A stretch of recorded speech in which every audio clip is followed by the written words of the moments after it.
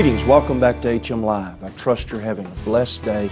Here we are in the midst of spring. Everything is green and bright, and I'm sure that you're having brand new people come to church. This is a good time to be focused on evangelism, and every single week I get wonderful reports from home missionaries and workers all around the country of great things God is doing. I'm going to do something a little different, and this is going to be kind of an intermittent process for several weeks and then on through the summer. And it'll not always be one right behind the other, but periodically I'm going to come back to you just myself, not with a guest, and I'm going to talk to you home missionaries, and that's my primary focus. I'm going to talk to you about surviving the maze of church planning. Church planning is not an easy thing. For those of you who are contemplating this, I want you to understand that. It's not an easy thing.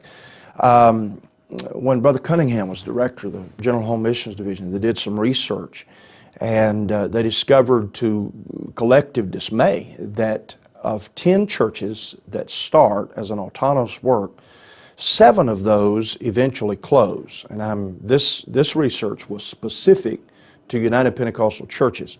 And we can give all kind of rationale perhaps for that. We could say, well, our theology's out of step or whatever. But the research, when you take it a step further, is not only does that happen to United Pentecostal churches, it also happens to churches of all stripes, that 7 of 10 of those churches end up not surviving into either their second or third year. I'm interested in us not just planning churches. I'm interested in us establishing thriving churches that generations from now, if the Lord tarries, are still impacting. Now, I use this terminology, surviving the maze of church planning, because the truth of the matter is that church planning can seem to be just a little bit of a maze. One turns a corner and they're making progress, there is activity, there is action, there's motion, and the next thing they know, they run into a dead-end wall. And there are at least 15 reasons that we're going to address over this period of intermittently dealing with surviving the maze of church planning. There are at least 15 reasons that church plants fail. And what's interesting is that quite a number of those are very practical things that should be and could be addressed by the church planner. Again, I want to reiterate, what God has asked you to do is not easy. But if He didn't feel like you could do it, He would not have you doing the work that you're doing. It's not an easy thing, but God has positioned you. And so let's kind of launch into this. The first thing that gets people stuck or brings them to just kind of a dead end is the misperception that they enter into church planning where they think, I thought it would be easy. And another way of saying this is church planners often have unrealistic expectations.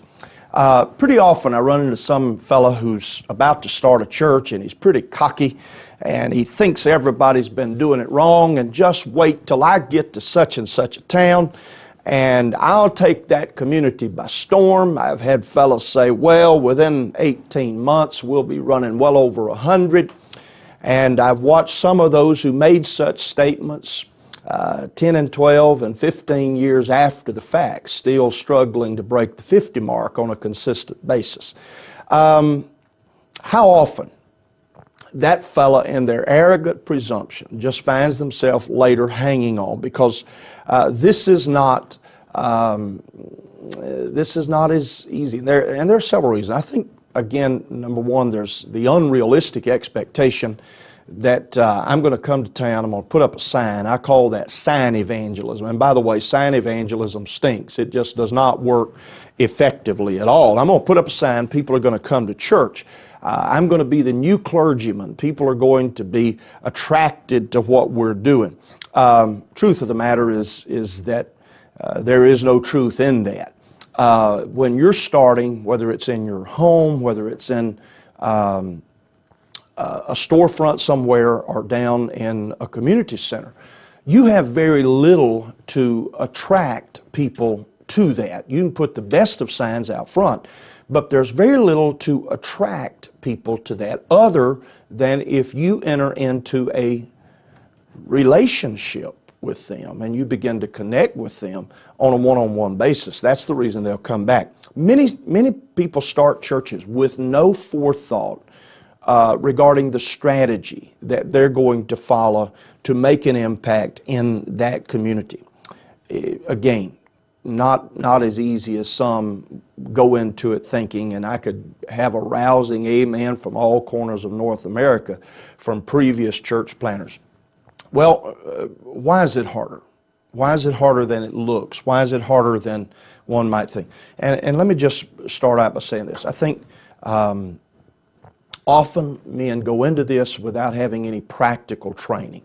If you've never been to a home missions church and had to put the chairs out, set the sound equipment up, and do all the stuff that goes with that, and it be you and your family and maybe 2 or 3 others, if that, you need to visit a home missions church before you get started in this. It's a different kind of deal than having the choir in the background and somebody come up and give a good red hot testimony about how the Lord, there's just nobody to do that kind of stuff. And so if you're not trained to think about some of that, you're in a bind before you get started. The second thing that I think feeds into unrealistic expectations is that, folks, you're not going to open a hardware store. There's a fellow who owns the territory that you're fixing to try to take. The devil has a corner on the market where you're going. There is spiritual warfare. The world is against you.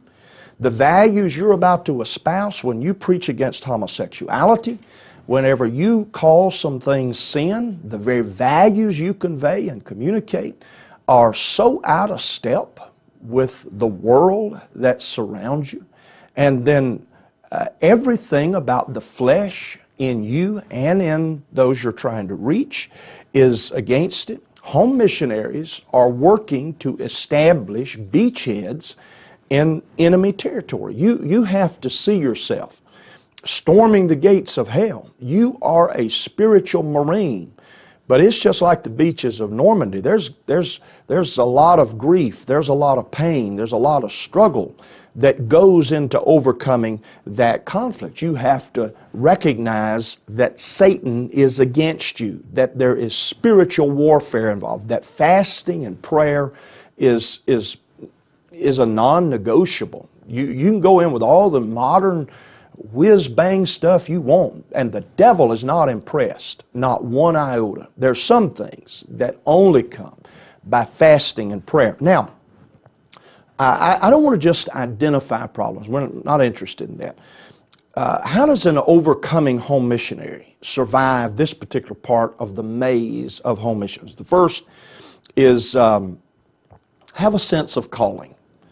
If you're doing this just to have something to do and you've got 4 options in life and this is the one you decided on, I doubt you're going to make it. When it's not going well, you just got to wake up saying, God called me to this. I know God called me to this. He called me to this place. The second thing that can help is avoid the dead end by knowing it's going to be hard. Hey fellas, your wife needs to know it's going to be hard. Your kids need to know this is going to be a different deal. Don't mess around and sell them on some pie-in-the-sky foolishness and get there and it's so much harder than what they imagined that they basically become disloyal to the vision that maybe God gave you. You have